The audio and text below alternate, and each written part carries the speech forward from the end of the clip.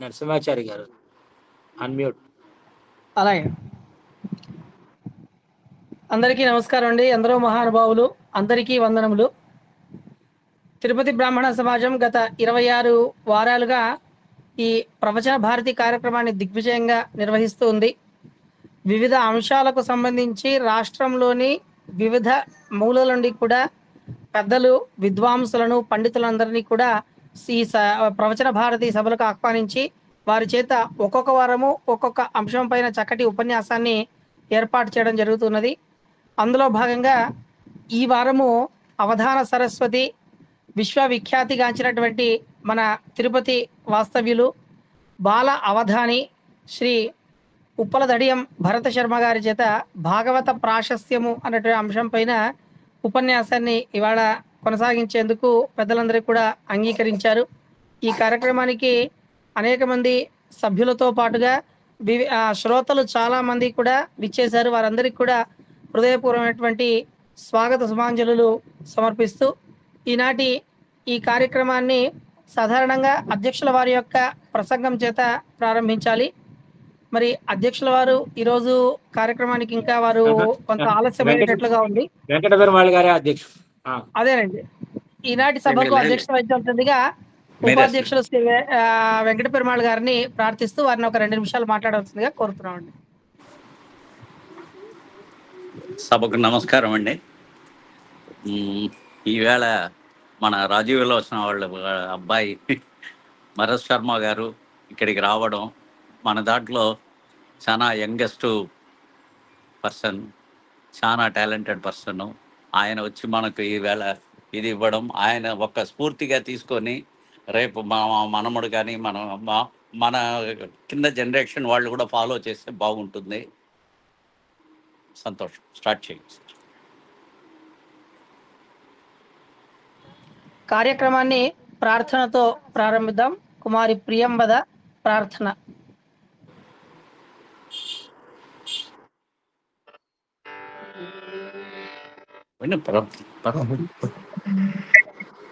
కృష్ణ రాధికాపతే జన విమోచన, కృష్ణ జన్మ మోచన, జయ జనార్దన కృష్ణ రాధికాపతే జన విమోచన, కృష్ణ జన్మ మోచన, గరుడ వాహన కృష్ణ గోపికాపతే నయన మోహన, కృష్ణ నీరజేక్షణ, జయ జనార్దన కృష్ణ రాధికాపతే జన విమోచన, కృష్ణ జన్మ మోచన, సుజన బాంధవ కృష్ణ సుందరాకృతే మదన కోమళా కృష్ణ మాధవ హరే వసుమతీపతే కృష్ణ వాసవానుజా వరగుణాకర కృష్ణ వైష్ణవాకృతే సురుచిరానన కృష్ణ శౌర్యవారిధే మురహర విభో కృష్ణ ముక్తిదాయకా విమల పాలకా కృష్ణ వల్లభీపతే కమలలోచన కృష్ణ కామ్యదాయక, జయ జనార్దన కృష్ణ రాధికాపతే జన విమోచన, కృష్ణ జన్మ మోచన, విమల గాత్రనీ కృష్ణ భక్తవత్సల చరణ పల్లవం కృష్ణ కరుణ కోమళం కువలయేక్షణ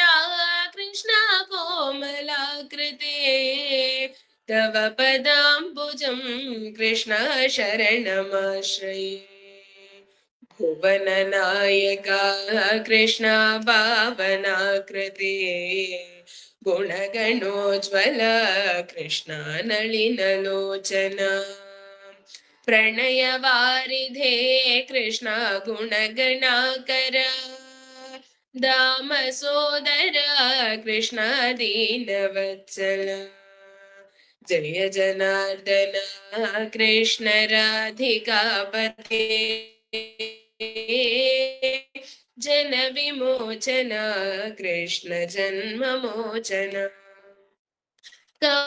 सुंदरा कृष्ण पाहि सर्वदा नरकनाशना कृष्ण नरसहायका देवकी सुता कृष्ण कारुण्यंबुधे कंसनाशना कृष्ण द्वारका स्थिता पावनात्मका कृष्ण देहि मंगलम् त्वत्पदाम्बुजं कृष्ण श्यामकोमलम् भक्तवत्सला कृष्ण काम्यदायका पालिशन्ननु कृष्ण श्रीहरिणम् जय जनार्दन कृष्ण राधिकापते जन विमोचन कृष्ण जन्म मोचन भक्तदासना कृष्ण हरसुनी सदा कादु निंदिना कृष्ण सलहया विभो गरुडवाहना कृष्ण गोपिकापते नयन मोहना कृष्ण नीरजेक्षण जय जनार्दन कृष्ण राधिकापते जन विमोचन कृष्ण जन्म मोचन जय जनार्दन कृष्ण राधिकापते जन विमोचन कृष्ण जन्म मोचन गरुडवाहना कृष्ण गोपिकापते नयन मोहना कृष्ण नीरजेक्षण जय जनार्दन कृष्ण राधिकापते जन विमोचन कृष्ण जन्म मोचन कृष्ण जन्म मोचन कृष्ण जन्म मोचन చాలా సంతోషం. కుమారి ప్రియంవద ఇవాళ భాగవత ప్రాశస్త్యాన్ని మన ఉప్పలదడియం భరత శర్మ గారు ఈరోజు వారు వివరిస్తూ ఉంటే, కుమారి ప్రియంవద కృష్ణలీలలను శ్రీకృష్ణ బాల్య క్రీడల నుంచి కూడా అన్ని వివరాలు కూడా జయ జనార్దన కృష్ణ రాధికాపటే అంటూ కృష్ణలీలంతటినీ కూడా మనకి ఈరోజు చాలా చక్కగా కళ్ళ ముందు కట్టినట్టుగా తమ కీర్తనలో విలపించారు. వారికి హృదయపూర్వకమైనటువంటి ధన్యవాదాలను తెలియజేస్తూ, తదుపరి ఈనాటి ప్రవచనకర్త శ్రీ ఉప్పలదడియం భరత శర్మ గారిని గురించి పరిచయం చేయవలసిందిగా మన ఆచార్య సింగరాజు దక్షిణామూర్తి గారిని సవినయంగా ప్రార్థిస్తూ ఉన్నాము. నమో వెంకటేశాయ. చిరంజీవి ఉప్పలదడియం భరత శర్మ పిల్లవాడుగా చెప్తారు చూడండి, మనకి వామనావతారం త్రివిక్రమావతారం వటుడింత ఇంతింత అన్నట్లు ఎదుగుతున్నాడు. ఈ అబ్బాయికి 18 ఏళ్ళు. తను ఇప్పుడు మన జాతీయ సంస్కృతి విద్యాలయంలో BA/BEd ఐటెప్ 2వ సంవత్సరం చదువుతున్నాడు. వృత్తిరీతి అంటే చదువుకునేటువంటి పిల్లవాడైనప్పటికీ అవధానం అనేటువంటి వాటిపైన చాలా మక్కువ కలిగిన వ్యక్తి.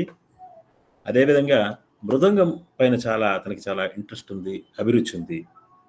వీరి తల్లిదండ్రులు శ్రీమతి శైలజ గారు భారతీయ విద్యాభవన్లో సంగీత వీణ అధ్యాపకురాలుగా ఉంటున్నారు.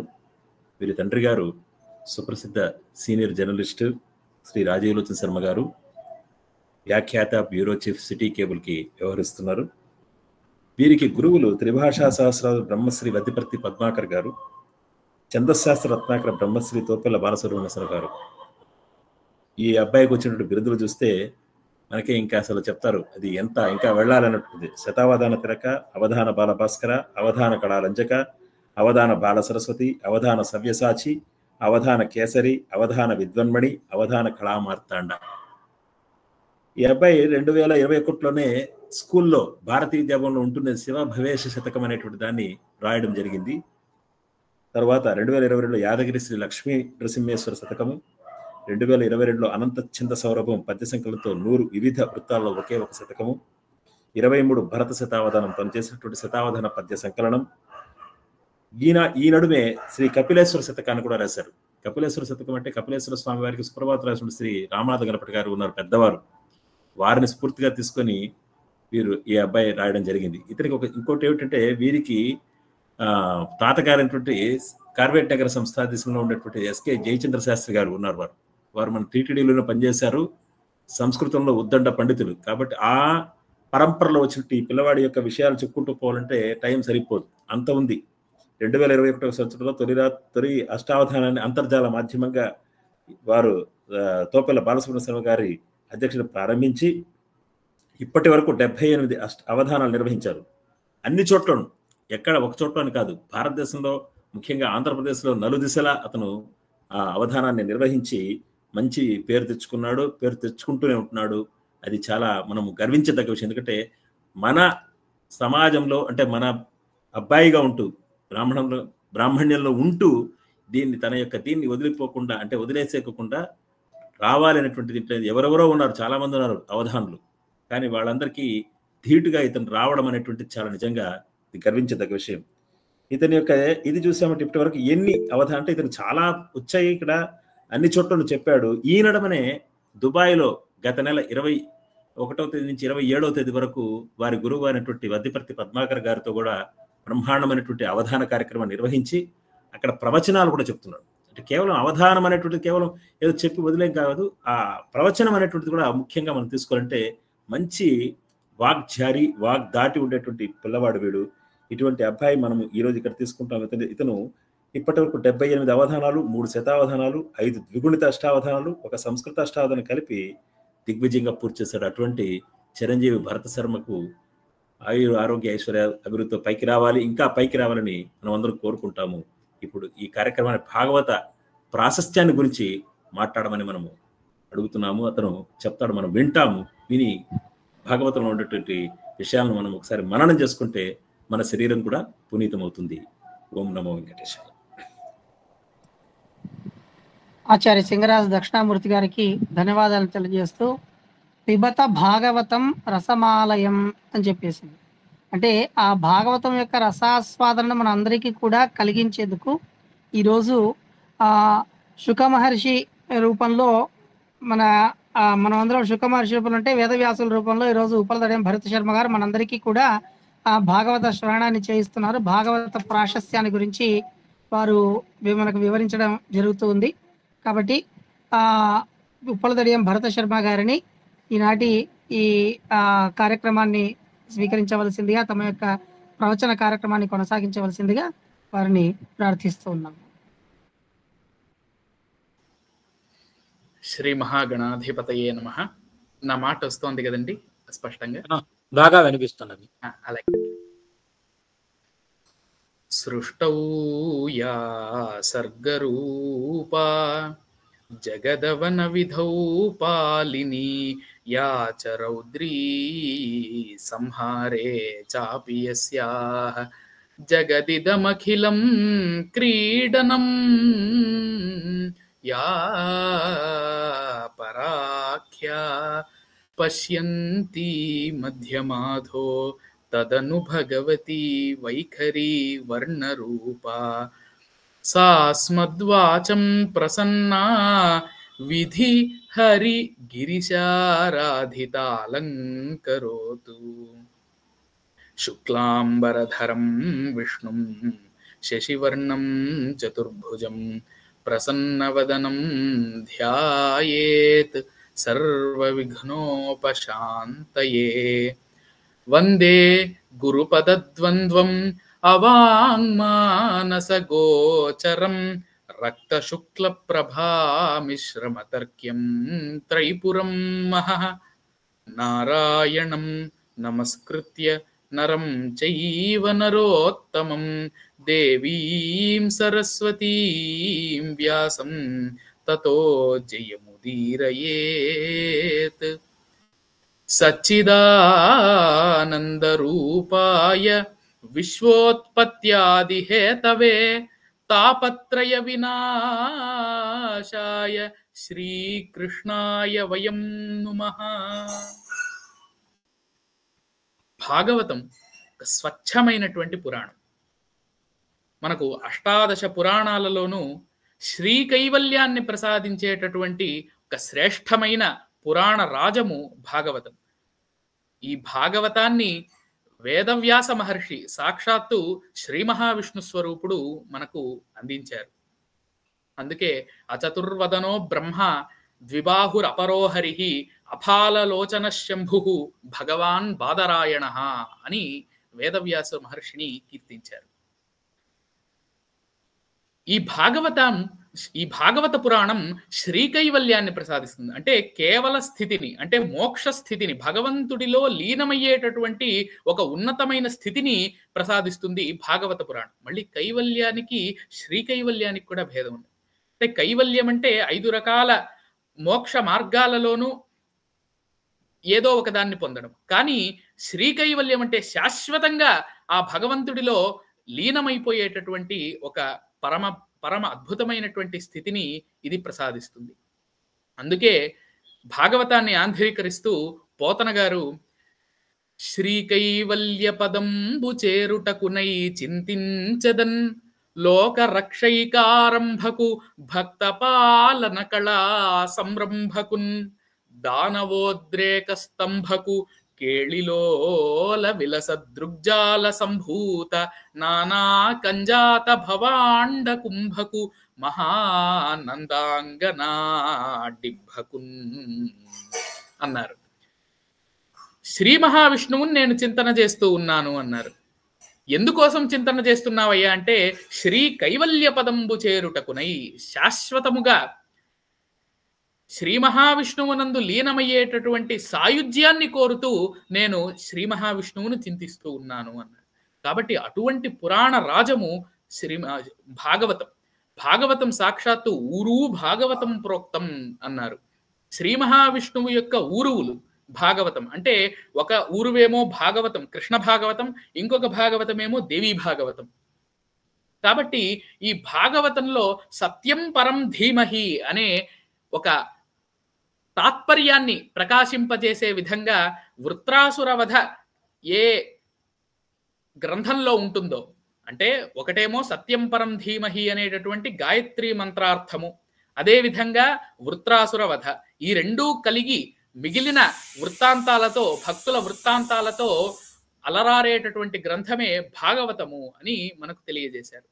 కాబట్టి అటువంటి భాగవతము భక్తి, జ్ఞాన, వైరాగ్య, యోగాలను ప్రసాదిస్తుంది. ఈ భాగవతము కేవలం చదవాలంటేనే కాదు, వినాలంటే కూడా మనకు ఒక అదృష్టం ఉండాలి.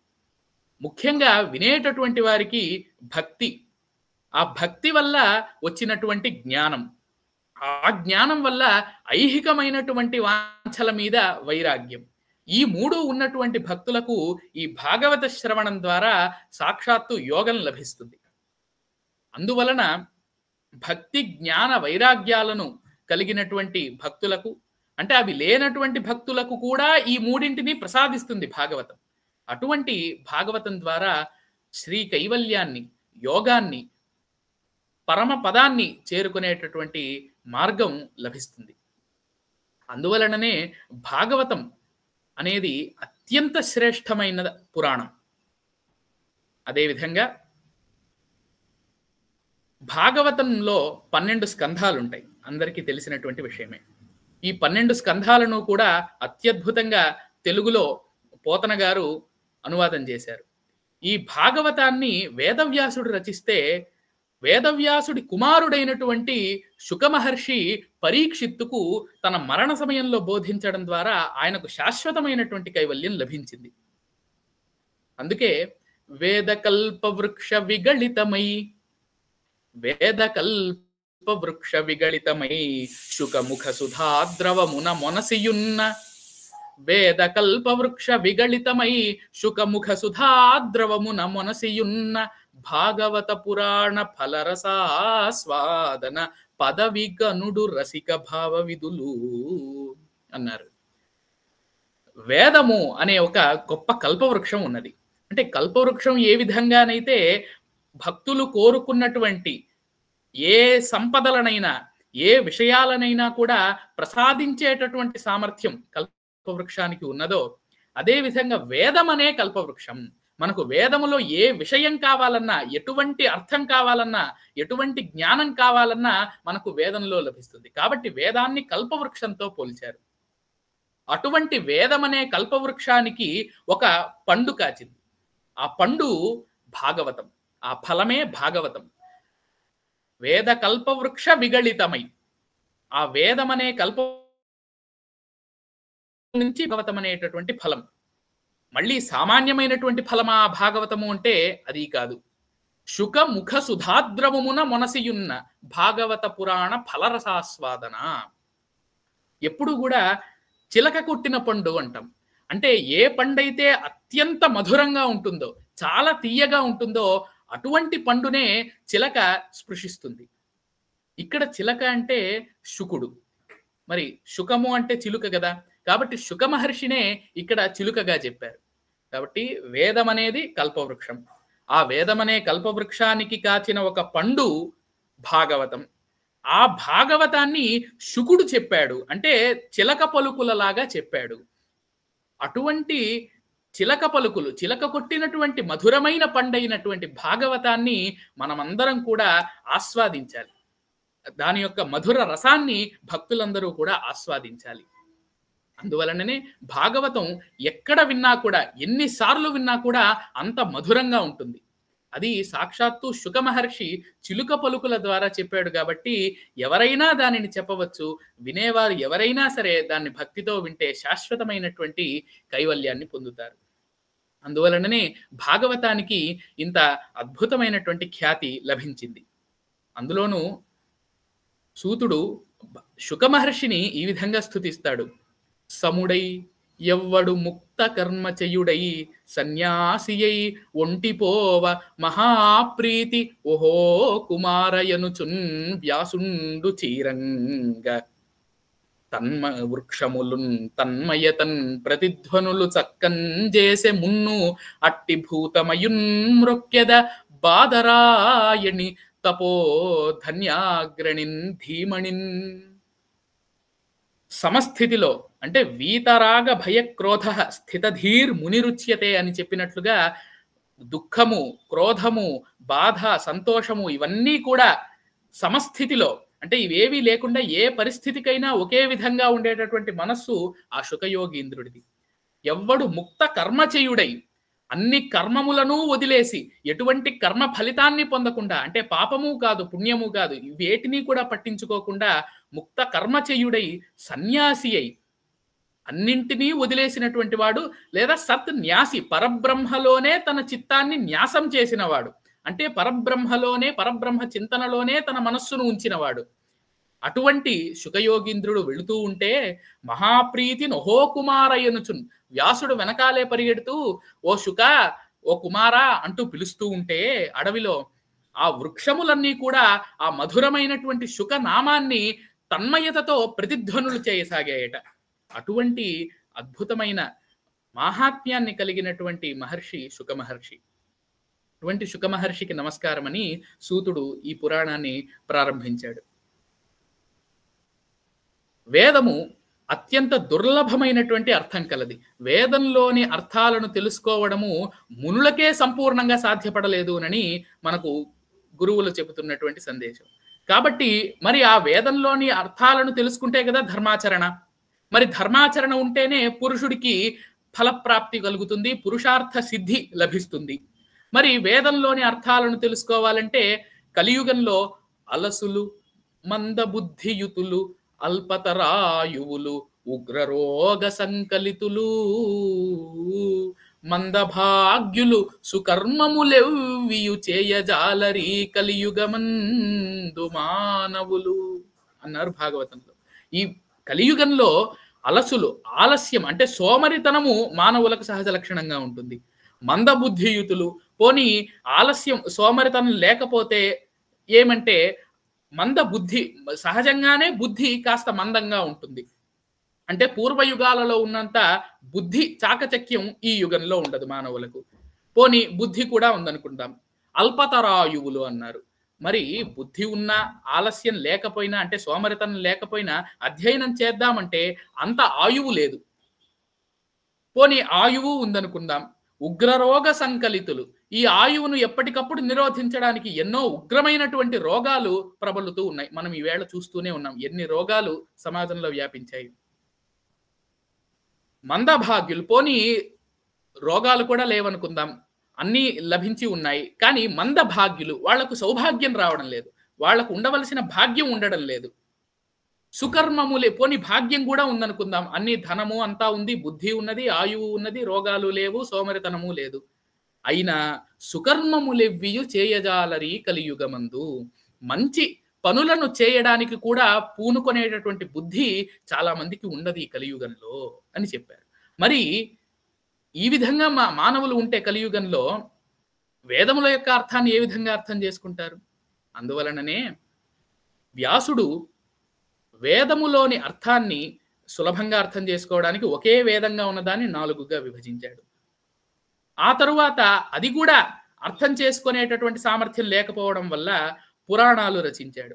భారతం అనేటటువంటి ఇతిహాసాన్ని, ఒక పురాణాన్ని రచించి మహాభారతం ద్వారా జనులందరూ కూడా ఏది కర్తవ్యము ఏది అకర్తవ్యము అని తెలుసుకునే విధంగా చేశాడు. కానీ వ్యాస మహర్షికి ఎందుకో ఇంకా కూడా ఏదో అసంతృప్తిగా అనిపించింది. వేదాలను విభజించాడు, వేదార్థాన్ని తెలిపేటటువంటి బ్రహ్మసూత్రాలను రచించాడు, అలాగే పురాణాలు పురాణమైనటువంటి మహాభారతాన్ని రచించాడు. అయినా ఆయనకెందుకో మనస్సులో ఒక చింత కలిగింది, ఏదో తృప్తిగా అనిపించడం లేదు. ఆత్మలో ఉన్నటువంటి ఆత్మారాముడు ఎందుకో సుఖించలేదు. కాబట్టి ఈ విధంగా బాధపడుతున్నటువంటి వ్యాస మహర్షికి ఒక్కసారిగా ఉపశమనం కలిగించడానికి నారద మహర్షి వచ్చాడు. తన చేతి వల్లకి తంత్రీచయంబున సతత నారాయణ శబ్దమొప్ప ఆనన సంభూత హరికథారవ సుధాధారల యోగీంద్ర తతులు సొక్క కపిల జటాభార కాంతి పుంజంబుల దిశలు ప్రభాత దీధితి వహింప తను లగ్న తులసికా దామ గంధంబులు గగనాంతరాళంబు కప్పి కొనగా వచ్చె మింట నుండి వాసవీ నందను కడకు మాటలాడ కడక తోడ భద్ర విమల కీర్తి పారగుడు ఆరూఢనయ విశారదుండు నారదుండు. తన చేతిలో మహతి అనేటటువంటి వీణను ధరించి నిత్యము నారాయణ శబ్దాన్ని చేసేటటువంటి ఆ మహతితో ప్రకాశించే నారదుడు భూమి మీదకు వచ్చి వ్యాసుడి ముందు నిలబడి, వ్యాస మహర్షి, నీకు అన్నీ తెలుసు, ఎన్నో పురాణాలను రచించావు, మహాభారతాన్ని రచించావు, వేద విభాగాన్ని చేశావు, అయినా నీకెందుకు ఈ అసంతృప్తి, ఏదో చింతాకుల మనస్కుడవై ఉన్నట్టు నీవు కనబడుతున్నావు అనంటే, అప్పుడు వ్యాస మహర్షి చెబుతాడు, ఏమిటో మహర్షి, సర్వజ్ఞుడవి కదా నీవే చెప్పాలి నా చింతకు కారణం ఏమిటో అంటే, అప్పుడు చెబుతూ ఉన్నాడు, అంచితమైన ధర్మచయమంతయు చెప్పితివి, అందులోన ఇంచుకగాని విష్ణు కథలేర్పడ చెప్పవు, ధర్మముల్ ప్రపంచించిన మెచ్చునే గుణ విశేషములెన్నినగాక నీకు నీ కొంచెము వచ్చుటెల్ల హరికోరిను తింపమి ఆర్య సన్నుత.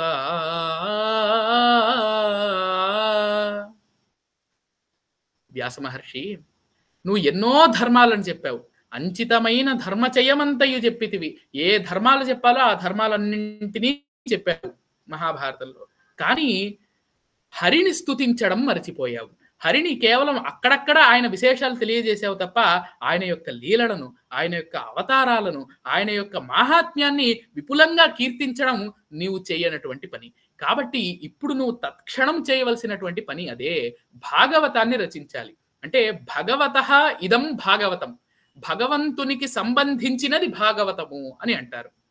అలాగే భగవంతునికి సంబంధించినటువంటి వారెవరు? భక్తులు. కాబట్టి భక్తులను భాగవతులు అని పిలుస్తారు. ఆ భాగవతులను గురించి చెప్పేటటువంటి గ్రంథం కూడా భాగవతం. అంటే రెండు అర్థాలు, భగవంతుని యొక్క లీలలను, అవతారాలను, కీర్తనను చేసేటటువంటి గ్రంథం భాగవతం. రెండవ విషయం, భగవంతునికి సంబంధించిన వారైన భాగవతులను అంటే భక్తులను గురించి చెప్పే గ్రంథం కూడా భాగవతం. మరి భాగవతంలో మనకు ఎందరో భక్తులు ఉన్నారు. నారదుడి వృత్తాంతంతోనే మొదలవుతుంది. నారదుడు, అదేవిధంగా ప్రహ్లాదుడు, అంబరీషుడు, గజేంద్రుడు, ఈ విధంగా అనేక మంది భక్తుల చరిత్రలను గురించి వాళ్ళు ఏ విధంగా శ్రీ మహావిష్ణువును అర్చించి తరించారో తెలిపేటటువంటిదే ఈ భాగవత గ్రంథం. పూర్వం తుంగభద్రా నదీ తీరంలో ఆత్మదేవుడు అనే ఒక వ్యక్తి ఉండేవాడు. ఆయన బ్రాహ్మణుడు, చక్కగా చదువుకున్నాడు, వేదాలు చదువుకున్నాడు, పురాణాలు చదువుకున్నాడు, ఇతిహాసాలు చదువుకున్నాడు, అన్ని చదువుకున్నాడు. ఆయనకు దుందుకారి అని ఒక భార్య ఉండేది. ఆవిడనే దుందులి అని కూడా పిలుస్తారు. సరే, ఏదైనప్పటికీ ఆవిడకు వాళ్ళిద్దరికీ కూడా పెళ్ళి అయినది. ఆయన చాలా మంచి ధనవంతుడు కూడా.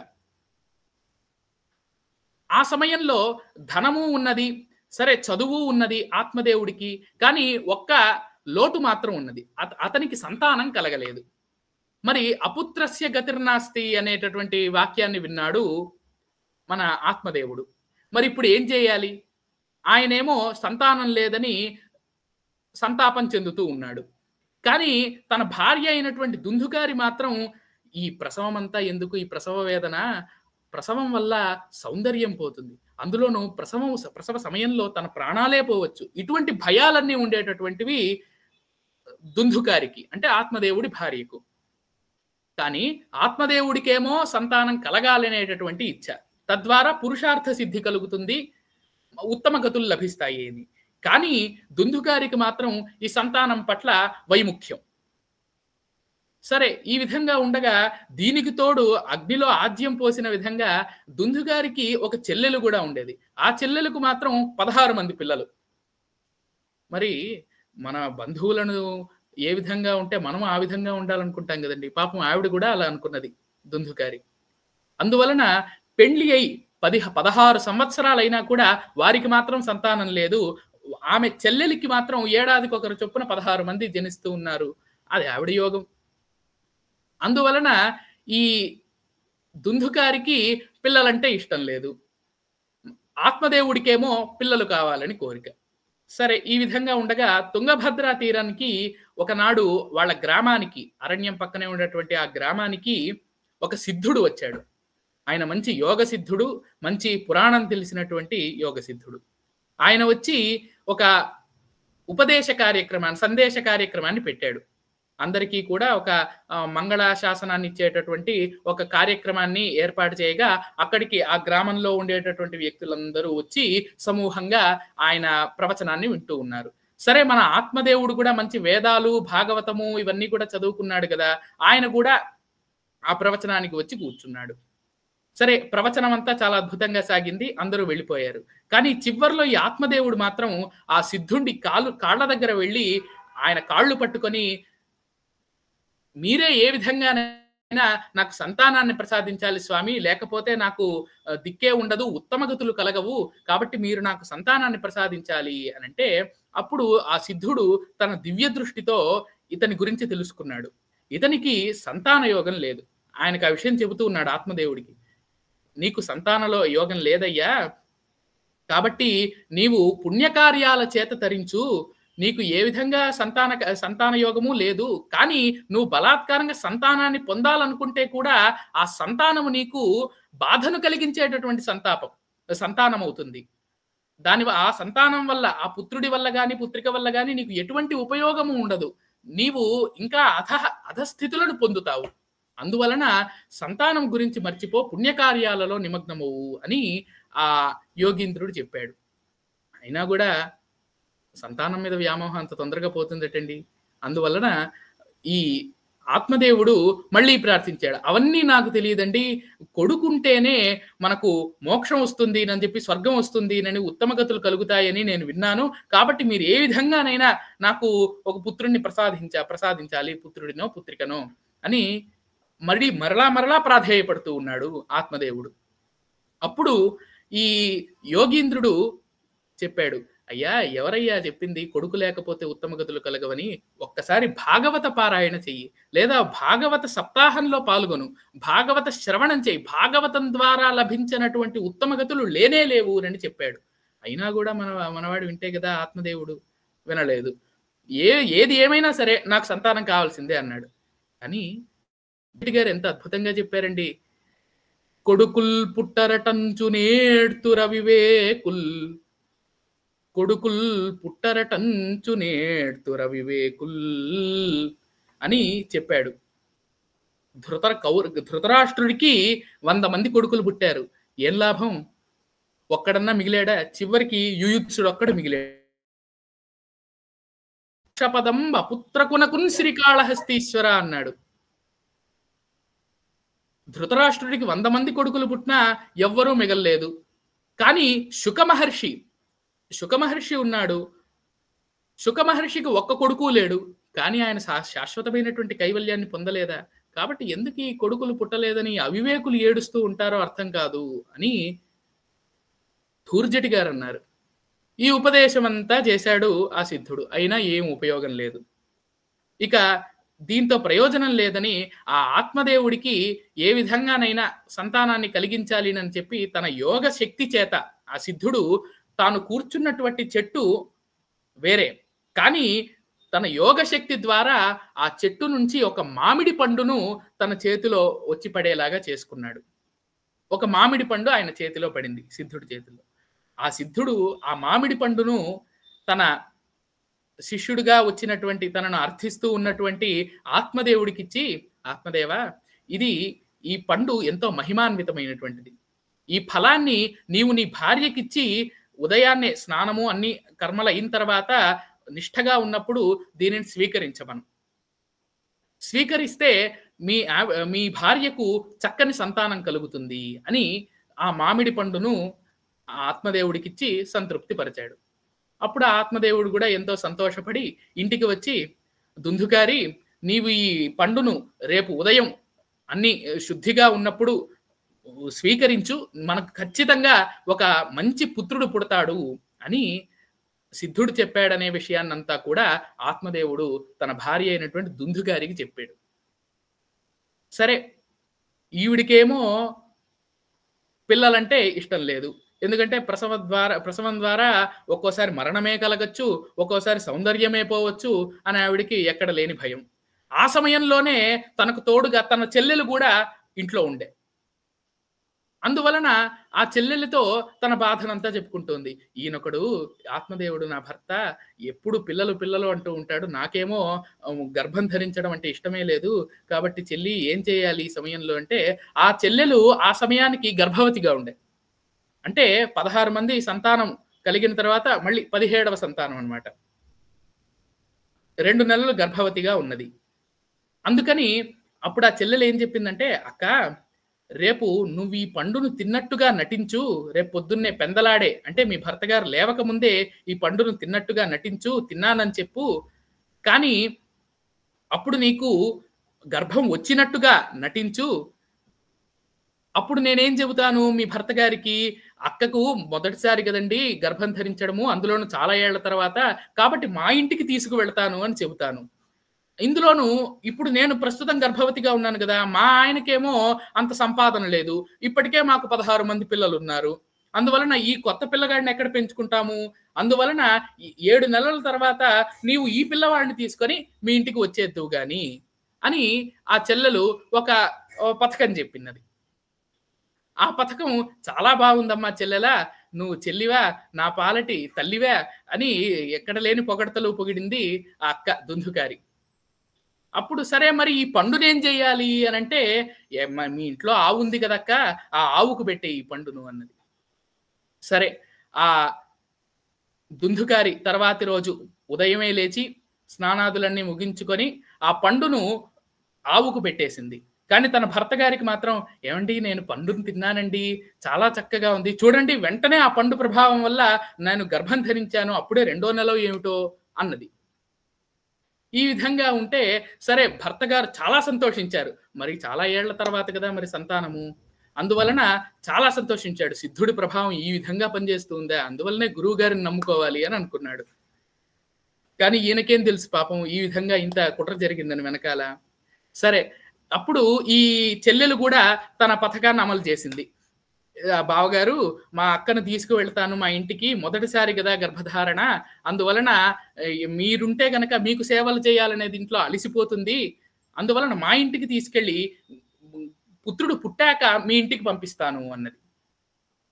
సరేనని చెప్పి ఆ చెల్లెలికి కూడా, అంటే తన భార్య చెల్లెలికి కూడా చాలా అద్భుతమైనటువంటి పని చేశావమ్మా అని చెప్పి ప్రశంసిస్తాడు ఆ భర్త ఆత్మదేవుడు.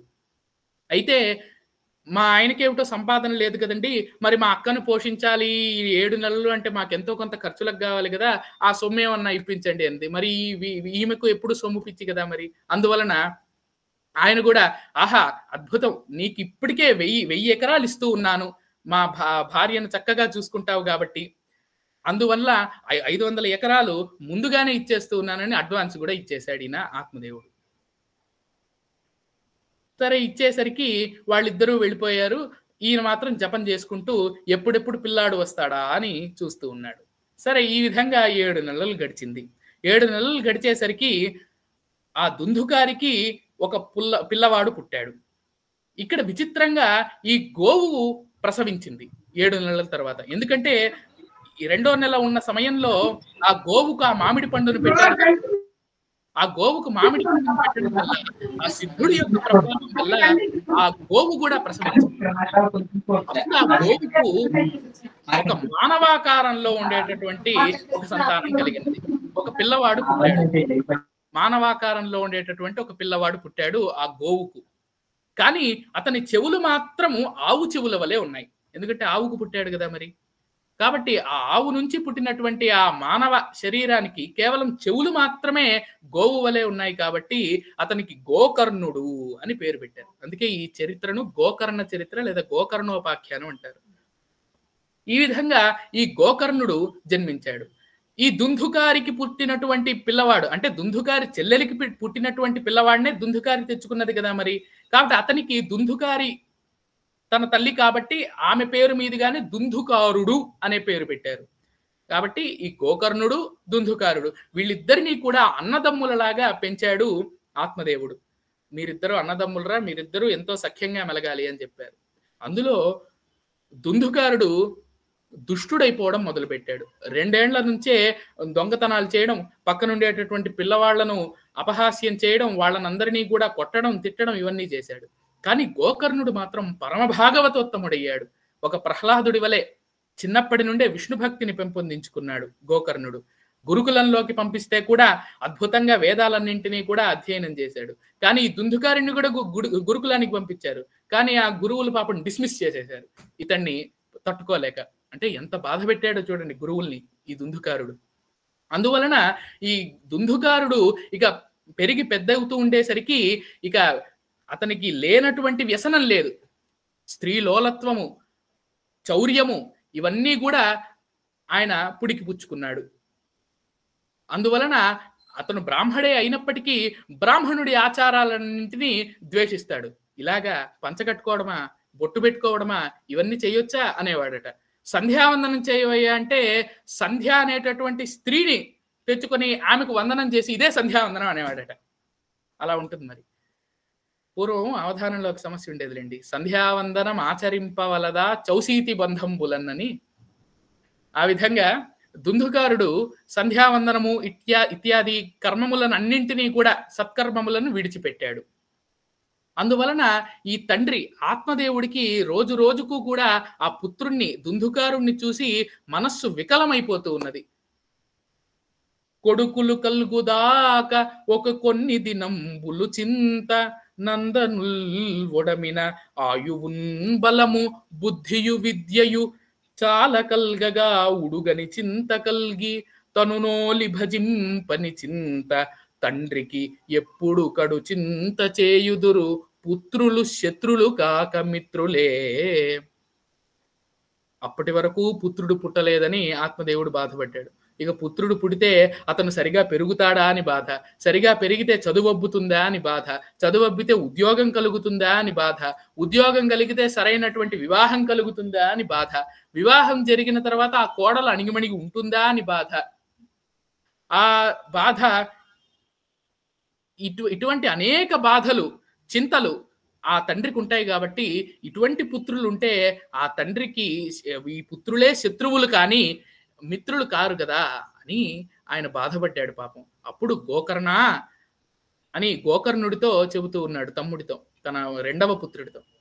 ఆ గోకర్ణుడు ఈ విధంగా ఆలకిస్తూ ఉన్నాడు ఆత్మదేవుడి మాటలను. గోకర్ణ, ఈ మీ అన్నగారు ఉన్నారే, ఇతను ఎంతవరకు కూడా నా మాట వినడం లేదు, మన ఆచారాలన్నింటినీ భ్రష్టు పట్టిస్తూ ఉన్నాడు, కాబట్టి ఇటువంటి వాడితో ఎలాగయ్యా వేగడము, కాబట్టి నాకు ఏదైనా తరించే మార్గాన్ని చూపు అని అంటే, వెంటనే నాన్నగారు, ఈ అన్నగారు మారడు, కాబట్టి నీవు నాతో వచ్చేస్తే నీకెలాగో వైరాగ్యం వచ్చింది, నేను భాగవతము మొదలైనటువంటి వేదాలు పురాణాలన్నీ కూడా చదువుకున్నాను, కాబట్టి నాకు వైరాగ్యం ఉన్నది, జ్ఞానం ఉన్నది, మన ఇద్దరం కలిసి తీర్థయాత్రలకు వెళ్ళిపోతాం. అమ్మకు చెబితే అమ్మ ఊరికే కంగారు పడుతుంది, కాబట్టి అమ్మ మన మాట వినదు, కాబట్టి అన్నను ఇక్కడే ఉండని, కాబట్టి నువ్వు నాతో వచ్చావా నీవు కూడా తరిస్తావు, లేకపోతే ఇక్కడే ఉండి చాలా బాధలు పడాల్సి వస్తుంది నాన్నగారు అని అంటే, అప్పుడు ఈయన సరే ఈ పథకం బాగుంది, ఈ రోజు రాత్రికంతా మనం ఎవరికి చెప్పకుండా తీర్థయాత్రలకు వెళ్ళిపోదామని తీర్థయాత్రలకు వెళ్ళారు. ఈ లోపల ఈ దుందుకారుడు ఇక స్త్రీలోలత్వాన్ని బయట కాకుండా ఇంట్లోనే మొదలు పెట్టాడు. స్త్రీలోలత్వము ఆ ఇల్లే ఒక మద్యశాల కూడా అయిపోయింది. అటువంటి విధంగా తన ఇల్లును తయారు చేసి తన తల్లిని రోజు బాధ పెట్టేవాడు, తన తల్లిని కొట్టేవాడు, ఇటువంటి విధంగా ఉన్నాడు. సరే, తన తల్లికి తన తల్లిని ఆస్తి కోసం కూడా బాధ పెట్టేసరికి ఆ తల్లి తట్టుకోలేక తన బావిలోనే ఆత్మహత్య చేసుకున్నది. ఆస్తి ఉండేటటువంటి బీరువా తాళం చెవులు కూడా తనతో పాటు తీసుకువెళ్ళిపోయింది. అప్పుడు ఇంకా దుందుకారుడికి ఇక వేరే మార్గం లేక దొంగతనాలు చేయడం మొదలుపెట్టాడు. అరణ్యంలో ఎవరొస్తే వాళ్ళందరినీ చంపి వాళ్ళ దగ్గర ఉండే ధనాన్ని తీసుకోవడం మొదలుపెట్టాడు. అలా తీసుకుంటూ ఉండేసరికి రాజుగారు ఉన్నారు కదా, ఆ రాజుగారికి వెంటనే ఈ విషయం తెలిసి ఆ భటులను పంపారు. ఆ భటులు వెతుకుతున్నారని తెలిసేసరికి ఈయన స్త్రీలోలత్వంలో ఉండేటటువంటి స్త్రీలందరూ కూడా ఈయనింట్లోనే ఉండేవారు కదా. ఇప్పుడు దుందుకారుడి కోసం రాజభటులు వస్తే వాళ్ళు ఏమన్నా తక్కువ వాళ్ళ, మనల్ని కూడా తీసుకువెళ్ళి చెరసాల్లో వేస్తారు, అందువల్ల ఈ దుందుకారుడు బతికుంటే మనకే ప్రమాదం అని ఆ స్త్రీలందరూ కూడా ఒక రోజు రాత్రి అతన్ని కట్టెలతో కొట్టి చంపేశారు. అతను ఎంతవరకు చావడం లేదండి, అతను పాపాత్ముడు కదా, అతనికి అంత చావు సులభంగా ఎలా వస్తుంది? అందువలన ఒక వేడి కరుగుతూ ఒక ద్రవ స్థితిలో ఉన్నటువంటి నిప్పును అతని మీద పోశారు. అప్పుడు అతను 5-6 గంటలు అలాగా ఒక నరకయాత్రను అనుభవించి శరీరాన్ని విడిచిపెట్టాడు. ఆ శరీరాన్ని వీళ్ళు బావిలో తోసేశారు. ఈ స్త్రీలందరూ కూడా వెళ్ళిపోయారు, వేశ్యా స్త్రీలు. ఆ సమయంలో ఆ పాపాత్ములు గనక చనిపోతే పిశాచాలు ప్రేతాత్మలు అవుతారు. అందువల్ల ఈ దుందుకారుడు కూడా ప్రేతాత్మ అయ్యి ఆ ఇంటి కప్పు మీదే ఉండేవాడు. ఎవరెవరు ఆ మార్గంలో వచ్చినా అని భయపెట్టేవాడు. ఒక్కసారిగా ఎవరైనా భయపెడితే వాళ్ళను తినేవాడు, ఎవరు భయపడకపోతే అప్పుడు వాళ్ళని ఏం చేసేవాడు కాదు. అందుకనే ప్రేతాత్మలు పిశాచాలు వీటికి భయపడకపోతే అవేమి చేయలేవు, భయపెడితేనే. అందువలన ఇటువంటి విధంగా ఉండేసరికి ఇటుపక్క గోకర్ణుడేమో తన తండ్రితో పాటు తీర్థయాత్రలు చేస్తూ కాశీకి వెళ్ళాడు. ఆ కాశీలో వార్ధక్యం వలన తన తండ్రి గారు మరణించగా ఆయనకు చేయవలసినటువంటి కర్మలన్నీ చేశాడు. సరే, తండ్రి గారు కదా, కనీసం ఒక్కసారైనా తన మరణించినటువంటి తండ్రి గయలో శ్రాద్ధం పెట్టాలి అని గయకు వెళ్ళాడు. అప్పుడు ఎవరో చెబితే తెలిసింది ఈ తన తల్లి తన కొడుకు కూడా మరణించారు అని. అప్పుడు చాలా బాధపడి వాళ్ళు ముగ్గురికి కూడా శ్రాద్ధ కర్మలు జరిపించాడు.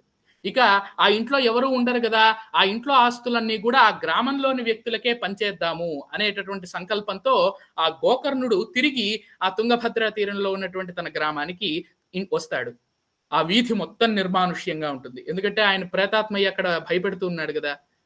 ఆ వీధిలోకి వస్తే ఆ రోజు చీకటి రాత్రి కాబట్టి ఏమీ కనబడటం లేదు. సరే, అక్కడే కాస్త అరుగు మీద విశ్రాంతి తీసుకుంటూ ఉండగా ఒక అరుపు వినబడింది, తన తమ్ముడిది, తన అన్నగారిది, దుందుకారుడిది. అప్పుడు వినబడితే తన మంత్రశక్తితో తన కమండలంలో ఉండేటటువంటి జలాన్ని ఆ దుందుకారుడి మీద ఆత్మ మీద వేస్తే అప్పుడు మానవ భాషలో మాట్లాడే శక్తి తనకు వచ్చింది. అప్పుడు తమ్ముడు, ఈ విధంగా ఎంతో చేయరాని పాపాలు చేశాను, ఈ విధంగా ఇప్పుడు నరకయాతనను అనుభవిస్తూ ఉన్నాను, కాబట్టి నీవే ఏ విధంగానైనా నన్ను తరింపజేయాలి అని అడిగితే అప్పుడు ఎంతో ఆలోచించి నీకు రేపు నేను పరిష్కారం చెబుతాను అన్నయ్య అని ఆ రోజుకు విశ్రమించి తరువాతి రోజు పొద్దున గ్రామంలో ఉండేటటువంటి పెద్దలు వాళ్ళందరినీ కూడా పిలిచి ఏం ఉపాయము అని కనుక్కోగా వాళ్ళందరూ కూడా పాపం తెల్లమొహం వేశారు తెలియక. ఒకడేమో పురాణాలు చెప్పండి అన్నారు, లేదా ఒకడేమో మంచి ఏదన్నా యజ్ఞాలు చేయించండి అన్నాడు. కానీ ఇవేవి కూడా కుదరలేదు. అందువలన సాక్షాత్తు తన యోగ శక్తితో సూర్యుడినే అడగడానికి గోకర్ణుడు తన ఆత్మను హంస రూపంలోకి మలిచి ఆ హంస స్వరూపుడైనటువంటి సూర్యుడి దగ్గర తన ఉపాయాన్ని కనుక్కోగా సాక్షాత్తు భాగవతాన్ని సప్తాహ దీక్షతో పారాయణ చేయించి నీవు సప్తాహ దీక్షగా భాగవతాన్ని ప్రవచనంగా చెబితే అప్పుడు అతను అంటే ఆ దుందుకారుడి యొక్క ప్రేతాత్మ దాన్ని శ్రద్ధగా విన్నట్లయితే తప్పకుండా అతనికి మోక్షం కలుగుతుంది. ఇతర ఉపాయం వల్ల కలగనే కలగదు. అందువల్ల ఏం చేయాలంటే ఆ ఆత్మను, దుందుకారుడి ఆత్మను 7 కణుపులు కలిగినటువంటి వెదురు కర్రలో ఆవాహన చెయ్యాలి. అంటే 7 రోజులు కదా మరి ప్రవచనము. అందువల్ల ఒక్కొక్క రోజు అతను శ్రద్ధగా విన్నాడు అని అంటే ఒక్కొక్క కడుపు పగులుతుంది. అంటే మనం శ్రద్ధగా తన్మయత్వం విన్నామంటే మనం ఎంతో పొంగిపోతాం కదా. అలాగే ఆ వెదురు కర్రలో ఉన్నటువంటి అతని ఆత్మ కూడా ఎంతో తన్మయత చెంది శ్రద్ధగా వింటే ఒక కడుపు పగులుతుంది ఒక రోజుకి. అంటే భాగవత ప్రవచనం తర్వాత అతను శ్రద్ధగా విన్నాడు అని చెప్పడానికి అది సంకేతం. ఈ విధంగా మంచి కలశ స్థాపన చేసి ఊరిలో ఉండేటటువంటి అందరినీ కూడా ఆహ్వానించి గోకర్ణుడు తన అన్నగారి కోసమని ఈ ప్రవచనాన్నంతా కూడా నిర్వహించి ఎంతో శ్రద్ధగా ప్రవచనం చేశాడు. మొదటి రోజు ఆ కణుపు పగిలింది, అంటే మొదటి రోజు శ్రద్ధగా ఉన్నాడు. ఈ విధంగా 7 రోజులు కూడా ఆ 7 కణుపులు కూడా పగిలి ఒక్కసారిగా ఆ వెదురు కర్ర చీలింది. అందులో నుంచి ప్రేతాత్మ కాదు కదా, సశంఖ చక్రం సకిరీట కుండలం సపీతవక్షం సరసీరుహేక్షణం సపీతవస్త్రం సరసీరుహేక్షణం సహారు వక్షస్థల శోభికౌస్తుభం నమామి విష్ణుం శిరసా చతుర్భుజం అన్నట్టుగా అద్భుతమైనటువంటి అపర విష్ణువా అన్నట్టుగా ఆ దుందుకారుడి యొక్క రూపం ప్రత్యక్షమైంది. అప్పుడు అతన్ని తీసుకువెళ్ళడం కోసమని వైకుంఠం నుంచి నందుడు, సునందుడు మొదలైనటువంటి శ్రీ మహావిష్ణువు యొక్క పార్శ్వచరులందరూ కూడా అతని దగ్గరికి వచ్చారు. అతని దగ్గరికి రాగా అప్పుడు అతను ఆ వైకుంఠానికి అలా వెళ్ళాడు. అప్పుడు గోకర్ణుడు అడిగాడు, ఏమిటి మేమంతా కూడా పారాయణ చేసాం, ప్రవచనం చేశాం కదా, విన్నాము కదా భాగవతాన్ని, ఆయనకొక్కడికేనా వైకుంఠ విమానం, మేమంతా కూడా ఎక్కలేమా అంటే, అలా కాదయ్యా, మీరంతా విన్నారు కానీ దుందుకారుడు విన్నంత శ్రద్ధగా వినలేదు. ఒక్కొక్కసారి ఒక్క నిమిషం ఫోన్ చూద్దాం అనిపించింది, ఒక్కొక్క నిమిషం కాస్త అలా తూగుదాం అనిపించింది. కాబట్టి ఇవన్నీ కాస్త భక్తిలో లోపాలు. ఇవేవి లేకుండా ఈ దుందుకారుడు విన్నాడు. అందువలన ఇతనికి మోక్షం కలిగింది. కాబట్టి ఎంత ప్రేతాత్మ అయినా, ఎంత పాపాలు చేసినటువంటి పాపాత్ముడైనా ఒక్కసారి భాగవతాన్ని శ్రద్ధగా వినడం వల్ల అతని తమ్ముడి వల్లనే అతనికి శాశ్వతమైన వైకుంఠ ప్రాప్తి కలిగింది. అందువలన సప్తాహాన్ని మళ్ళీ నిర్వహించాడు గోకర్ణుడు. మళ్ళీ నిర్వహించి అక్కడ ఉండేటటువంటి ప్రజలందరికీ కూడా శాశ్వతమైనటువంటి కైవల్యాన్ని కలిగించాడు. ఈ విధంగా భాగవతాన్ని విన్నంత మాత్రం చేత, భాగవతాన్ని ఏ విధంగా పారాయణ చేసినంత మాత్రం చేత మనకు శాశ్వతమైనటువంటి కైవల్యం కలుగుతుంది. అందువలన ఈ భాగవతాన్ని మనమందరం కూడా చదువుదాం, భాగవతాన్ని అందరూ విందాం. సాక్షాత్తు విష్ణు స్వరూపమే భాగవతం. కాబట్టి ఈ విధంగా భాగవతం యొక్క ప్రాశస్త్యాన్ని క్లుప్తంగా ఈ సమయంలో తెలుసుకోవడానికి ఈ మహా భాగ్యం కలిగినందుకు అదృష్టవంతుడిగా, ధన్యుడిగా భావిస్తూ పెద్దలు తిరుపతి బ్రాహ్మణ సమాజం నిర్వాహకులందరూ కూడా మాన్యులు ఆచార్య సింగరాజ దక్షిణామూర్తి మహోదయుల వారు, అలాగే డాక్టర్ చక్రవర్తి రంగనాథన్ మహోదయుల వారు, మిగిలినటువంటి పెద్దలందరూ కూడా ఎంతో మంది ఇక్కడ విచ్చేసి ఎంతో ఔదార్యంతో వారి యొక్క ఆశీస్సులను అందించారు. కాబట్టి చక్రవర్తి రాఘవన్ గారు, ఆచార్య సింగరాజ దక్షిణామూర్తి గారు, నరసింహాచార్య గారు కూడా ఎంతో మంది విచ్చేసి విన్నారు. కాబట్టి వారందరికీ కూడా సమస్త శ్రేయములను ఈ భాగవతమే సాక్షాత్తు శ్రీ మహావిష్ణువే ప్రసాదిస్తాడు అనేటటువంటి ఆశతో, ఆ ప్రార్థనతో ఆ శ్రీ మహావిష్ణువును, శ్రీ వెంకటేశ్వర స్వామిని, కలియుగ ప్రత్యక్ష దైవాన్ని ప్రార్థిస్తూ సెలవండి. ధన్యవాదాలు. నమస్కారం. చిరంజీవి భరత్ శర్మ గారు చాలా చక్కగా చెప్పారు. ముఖ్యంగా భాగవత శబ్దంలో భగవంతునికి సంబంధించినది అనే ఒకటి, రెండవది భక్తుల యొక్క విషయంగా చెప్పబడింది అనేది ఒక సూక్ష్మమైన విషయాన్ని మనకు తెలియజేశారు. అంతేకాకుండా ఆ ఆత్మదేవుని యొక్క కథ, గోకర్ణ కథ, అలాగా గొప్పగా ఒక కథను మనం వింటే, ఒకవేళ పుత్రుడు లేకపోయినా భాగవత కథ వింటేనే మోక్షం అనే విషయాన్ని ఒక కొత్తదైన ఒక విషయం చేశారు. వారికి మా ధన్యవాదాలు. అదే సమయంలో వారు చాలా ప్రపంచ ప్రసిద్ధిగాంచిన వారు, కవులు కాబట్టి ఈ అవకాశాన్ని తీసుకొని నేను ఒక చిన్న కోరిక వారి దగ్గర, ఇది తిరుపతి బ్రాహ్మణ సమాజం కాబట్టి అప్పుడప్పుడు ఈ సమాజానికి కూడా మీ యొక్క భాషణ ఉండాలని సమాజం తరపున కోరుతున్నాను. మరొకటి ఏమిటి అంటే, తిరుపతి బ్రాహ్మణ సమాజం అధ్యక్షులు భీమాస్ బాలాజీ గారు, సెక్రటరీ అజయ్ గారు, అలాగా ఉపాధ్యక్షులు వెంకట పెరుమాళ్ గారు, అలాగా నొస్సం నరసింహాచార్యులు, వీళ్ళందరూ ఉన్నారు. మీరు ఒక చిన్న ఒక శ్లోకం లేదు పద్యం ఇప్పుడు కానీ తిరుపతి బ్రాహ్మణ సమాజాన్ని గురించి చెప్పితే కొంచెం బాగుంటుందని ఒక చిన్న ఆశ. అంటే ఏదో ఒక చిన్న అభ్యర్థనగా అనుకోండి. అభ్యర్థన కాదు, మన ఆదేశంగా చెప్పండి. ఎందుకంటే శిష్యుడు కాబట్టి, ఛాత్రుడు వాడు స్వామి. చాలా గొప్ప వ్యక్తి. గార్భము అనేటువంటిది వద్దు, అతని శిష్యుడిగానే చూస్తాం మనం, ఛాత్రుడుగానే. ఏమి నమస్కారం చెప్పు నాన్న. వరమై భాగవత సుధాభరమై, వరమై భాగవత సుధాభరమై, ఆధ్యాత్మిక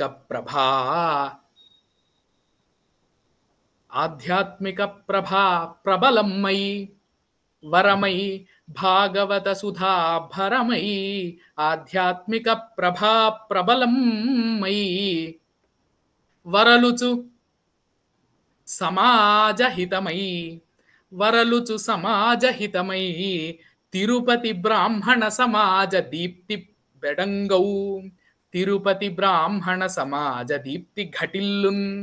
కాబట్టి తిరుపతి బ్రాహ్మణ సమాజం యొక్క దీప్తి ఎటువంటిది అంటే వరమై, అత్యంత శ్రేష్టమైనటువంటిది. భాగవత సుధాభరమై, ఆ భాగవత సుధ ఎంత స్వచ్ఛమైనటువంటి దీప్తి కలిగినదో అటువంటి దీప్తి. ఆధ్యాత్మిక ప్రభాప్రబలమై, ఆధ్యాత్మిక ప్రభ చేత, ప్రభావం చేత బలాన్ని గడించినటువంటి సారవంతమైనటువంటి కిరణం అది తిరుపతి బ్రాహ్మణ సమాజం యొక్క కిరణం.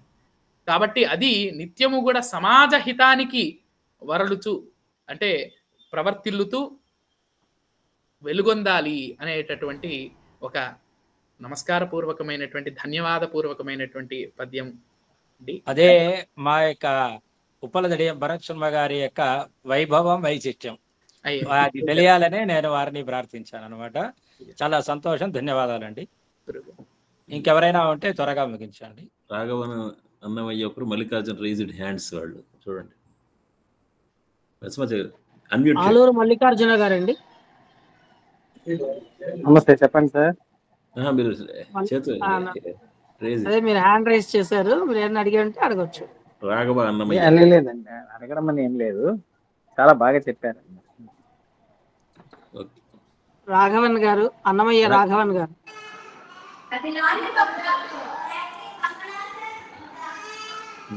వెంకట పెరుమాళ్ గారు. నమస్కారం అండి.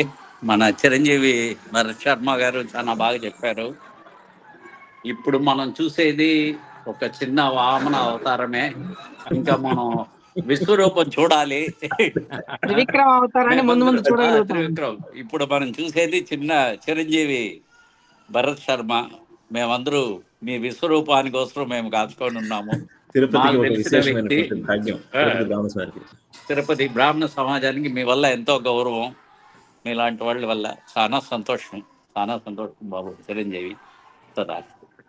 నమస్కారం అండి.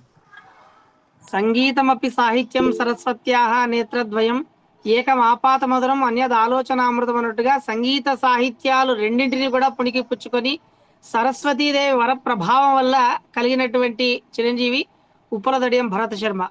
అటు సంగీతంలోనూ ఇటు సాహిత్యంలోనూ రెంటిలోనూ కూడా అవధాన విద్యలోనూ ఇటు సంగీతంలో కూడా చాలా చక్కటి ప్రవేశాన్ని కలిగి తిరుపతి యొక్క కీర్తిని ఇనుమడింపజేస్తూ నలుదిశల వ్యాపింపచేస్తూ ఉన్నటువంటి చిరంజీవి భరత్ శర్మ, శ్రీనివాసుడి యొక్క అనుగ్రహ కృపా కటాక్ష వీక్షణలు నిరంతరము అతనికి ఉండాలి అని చెప్పేసి కలియుగ ప్రత్యక్షమైనటువంటి శ్రీనివాస పరమాత్మని ప్రార్థిస్తూ ఉన్నాం. ఈరోజు భాగవత ప్రాశస్త్యాన్ని గురించి, గోకర్ణోపాఖ్యాన్ని గురించి చాలా చక్కగా అద్భుతంగా వివరించారు. నిజంగా అందులో మనం తెలుసుకున్నటువంటిది ఇదే. ఇప్పుడు దూర్జటి గారి విషయం చెప్పారు, అలాగే దూర్జటి మహాకవి యొక్క కవిత్వాన్ని గురించి కొడుకులు పుట్టరంచు నేర్త్ర అవివేకులు సంతానం లేదు అని చెప్పేసి అంటుంటారు. సంతానం కలిగినటువంటి వాళ్ళు ఎంతమంది ఉన్నారు, ఎంత వాళ్ళు అభివృద్ధిలోకి వచ్చారు. సంతానాన్ని మనము కన్నడమే సరిపోదు. ఆ సంతానాన్ని సన్మార్గంలో మనం పెంచగలిగి సమాజానికి ఉపయోగహితంగా, సమాజ హితంగా చేసినప్పుడే వారి యొక్క కీర్తి ప్రతిష్టలు ఇముడింపజేస్తాయి అని చెప్పేసి మనకు ఈ దూర్జటి గారు చెప్పినటువంటి పలుకులను వీటన్నింటినీ కూడా చాలా చక్కగా ఉప్పలదడియం భరత శర్మ గారు తమ యొక్క ప్రసంగంలో వివరించారు. వారికి హృదయపూర్వకమైనటువంటి శుభాకాంక్షలను తెలియజేస్తూ ఉన్నామండి. ముఖ్యంగా ఆ యొక్క ఉండడం కూడా చాలా గొప్ప. ఉప్పలదడియ రాజీవ్ శర్మ గారు కూడా మన మధ్యలో ఉన్నారు అని గమనించాను. ముందుగా అటువంటి కుమారుని కన్నా తల్లిదండ్రులకి మనం ధన్యవాదాలు చెప్పాలి. ఒక అబ్బాయిని బాగా తీసుకురావడం అనేది చాలా గొప్ప విషయం. అటువంటి గొప్పదానాన్ని పొందిన వారు రాజీవ్ లోచన శర్మ గారు. వారికి సభా తరపున ధన్యవాదాలు తెలుపుతుంటున్నాను. మణి అన్న గారు తిరుపతి బ్రాహ్మణ సమాజం తరపున రాజీవ్ లోచన శర్మ గారికి ఒక చిన్న రిక్వెస్ట్. ఇప్పుడించే వాళ్ళ ఇంటి పేరుతో పాటు తిరుపతి ఉప్పలవాటి భరత్ శర్మ అని పెడితే మన ఊరు పేరు, మన ఇది కూడా చేరి మనము మా అబ్బాయి, మా తిరుపతి అబ్బాయి అని చెప్పుకోవచ్చు. అది దాన్ని కన్సిడర్ చేయాలా. మీ నాన్నగారికి చెప్పు బాబు. మా రిక్వెస్ట్ ఇది. తిరుపతి బ్రాహ్మణ సమాజం తరపున మీ ఇంటి పేరుకు ముందు తిరుపతి వేసుకోండి, భరత్ శర్మ గారు. హైదరాబాద్ బ్రదర్స్ లాగా ఇక్కడ తిరుపతి ఉప్పలదడియం భరత్ శర్మ అంటే అందరికి గౌరవం అన్నమాట. ఇంకా గౌరవం, మాకు సంతోషం. మా ఊరు అబ్బాయిని మేము గర్వంగా చెప్పుకోవచ్చును. ఇంకా మీరు విశ్వరూపం ఎత్తిన తర్వాత చేయలేరు. ఇప్పుడు చేస్తే మాకు ఆ క్రెడిట్ వస్తుంది. మీ అందరి ఆశీర్వాదాలు గురువు గారు, పెద్దవారు అందరూ ఉన్నారు. మీ అందరి ఆశీర్వాదాలే పిల్లలకు ప్రోత్సాహం, మీ అందరి ఆశీర్వాదాలే బలం ఫలం. ఇప్పుడు అన్నగారు చెప్పినట్టు ఇంటి ముందర ఉప్పలదడియం ముందర తిరుపతి ఉప్పలదడియం భరత్ శర్మ అని చెప్పండి అని దాన్ని మీరు అనుగ్రహించండి అంతే. హైదరాబాద్ బ్రదర్స్, హైదరాబాద్ సిస్టర్స్ లాగా తిరుపతి ఉప్పలదడియం భరత్ శర్మ గారు. అంతేనా? అంతే. ఇంకా ఎవరైనా ఉన్నారండి? హరి వేదం రెడీగా ఉన్నాడు దీనికి వందన సమర్పణకి. ఇంకా వందన సమర్పణ చేసుకుంటాం. హరి గారు వందన సమర్పణ ఆచార్య చక్రవర్తి రాఘవన్ గారు అండి. వందన సమర్పణ. అందరికీ నమస్కారం. ఈరోజు హరిప్రసాద్ మన ఉప్పలదడియం భరత్ శర్మ నిజంగానే భగవంతుని మీద నమ్మకము ఎలా ఉండాలి అనే దాన్ని మనకు వివరించడం, చాలా ఆ భగవత్ ప్రాసక్తి గురించి వివరించి చాలా గోకర్ణం గురించి చాలా చక్కగా చెప్పారు. నిజానికి నేను ఇప్పుడే దాని గురించి కూడా మన భరత్ శర్మ చెప్తున్నప్పుడు నేను చెన్నైకి వెళ్తున్నాను.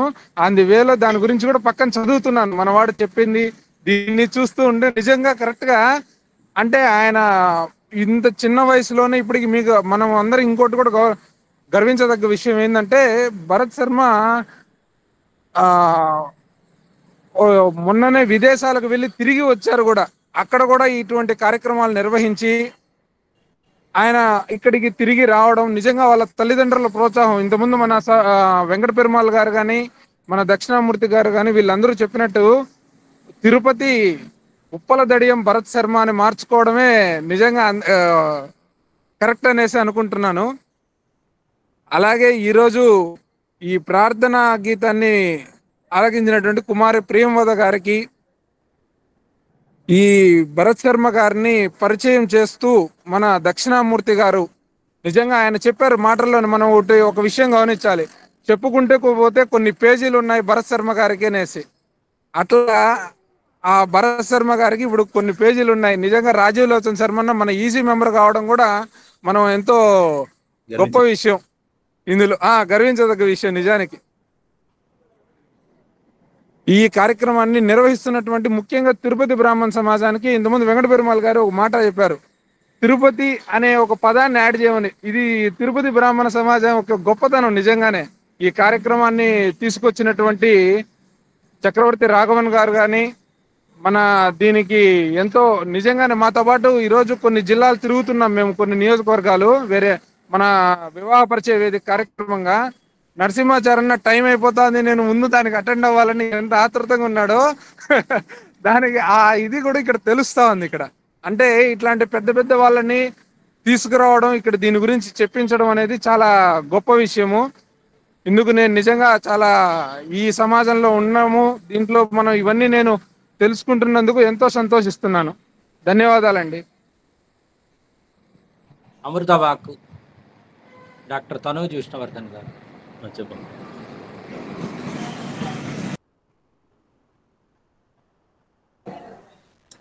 నమస్కారం.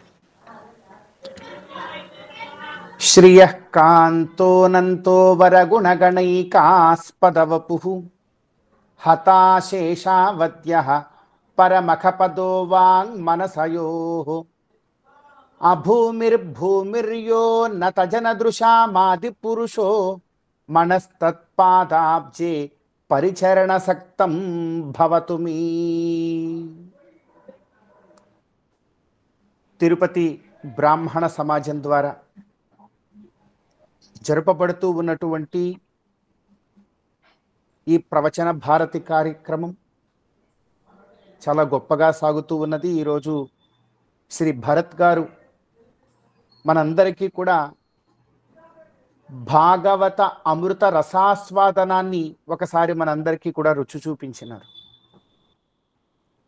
ఈ భాగవత అమృత రసాస్వాదనానంతరం ఒక చక్కనైనటువంటి ఆస్వాదనాన్ని మనం అందరం కూడా పొందిన తరువాత అది ఏ అమృతము. భాగవతం అంతా కూడా అమృతము చిట్ట చివరిలో ఇంకాస్త మధుర పదార్థాన్ని మనమందరం కూడా రుచి చూసి మధురాంతంగా ఈ కార్యాన్ని పూర్తి చేసేలాగా భగవద్ రామానుజుల వారి యొక్క ఒక లఘు శ్లోకాన్ని, దాని యొక్క అర్థాన్ని మనమందరం కూడా మధురాతి మధురంగా చివరిలో తెలుసుకునే ప్రయత్నం చేద్దాం.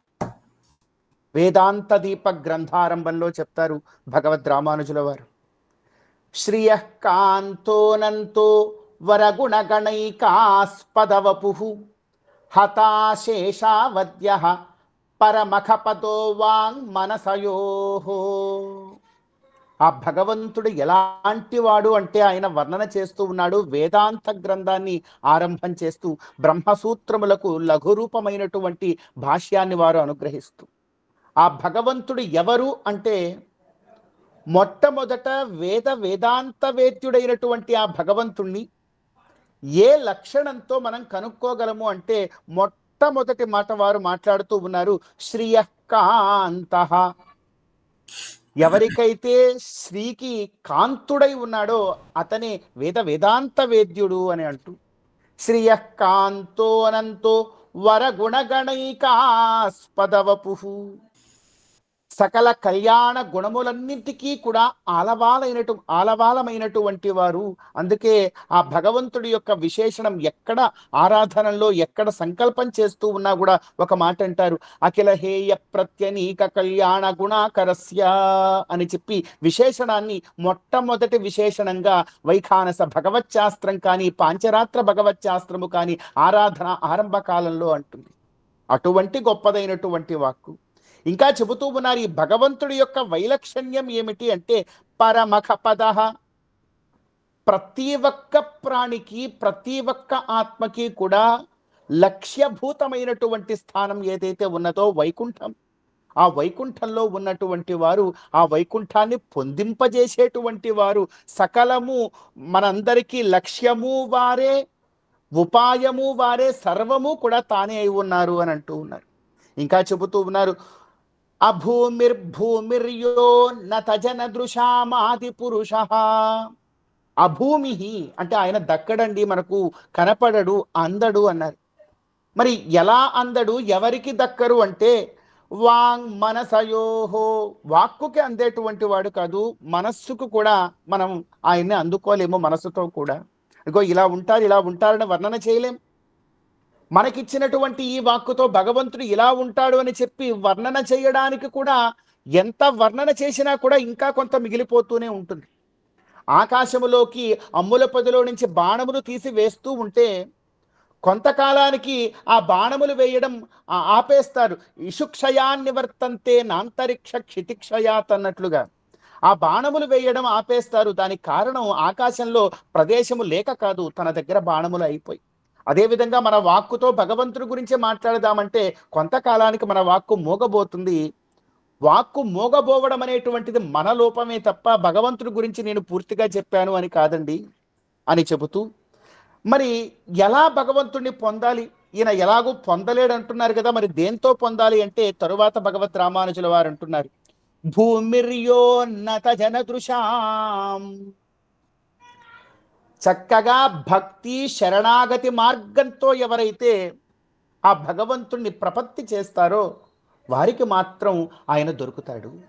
భక్త్యైకలభ్య పురుషోత్తమోసౌ అంటారు కదా, ఆయన భక్తితో మనకు లొంగుతాడే తప్ప నాకు పాండిత్యం ఉన్నదండి, ఇంకోటి ఉన్నది, నాకు బాగా ధనం ఉన్నది, నేను చాలా గొప్ప పదవిలో ఉన్నాను కాబట్టి నాకు భగవంతుడు దక్కాలి అంటే రాడట. మనలో భక్తి ఉంటే మాత్రమే భగవంతుడు దక్కుతారు. అటువంటి ఆ భగవంతుడు, భక్తితో మాత్రమే మనకు లొంగేటువంటి ఆ భగవంతుడి యొక్క పాద పద్మముల చెంత మనః తత్పాదాబ్జే పరిచరణ సక్తం భవతు మీ. నిత్యము నిరంతరము కూడా ఈ మానస హంసరాజము ఆ భగవంతుడి యొక్క పాద పద్మముల చెంతనే రమించేలాగా మనందరికీ కూడా, మనందరి మనస్సులకు కూడా భగవంతుడు అటువంటి అనుగ్రహాన్ని ఇవ్వాలి అని కోరుకుంటూ, అటువంటి గొప్ప సాధనమే భాగవతంలో చెప్పబడింది. అటువంటి సారాన్నంతటినీ కూడా శ్రీ భరత్ గారు చాలా చక్కగా మనకు పురాణ గాథా రూపంలో అందజేశారు. మరి వారికి ధన్యవాదాలు. ఇటువంటి అవకాశం ఇచ్చినటువంటి పెద్దలందరికీ కూడా నమస్కారం చేస్తూ విరమిస్తూ ఉన్నాను. ఓం నమో వెంకటేశాయ.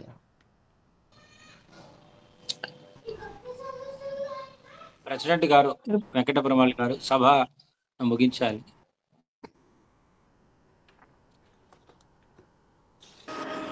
సభకు నమస్కారం.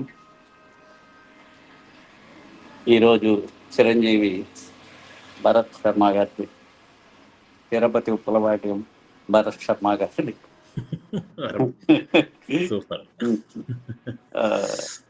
మనకు చిరంజీవి చాలా బాగా ఎక్స్ప్లెయిన్ చేశారు.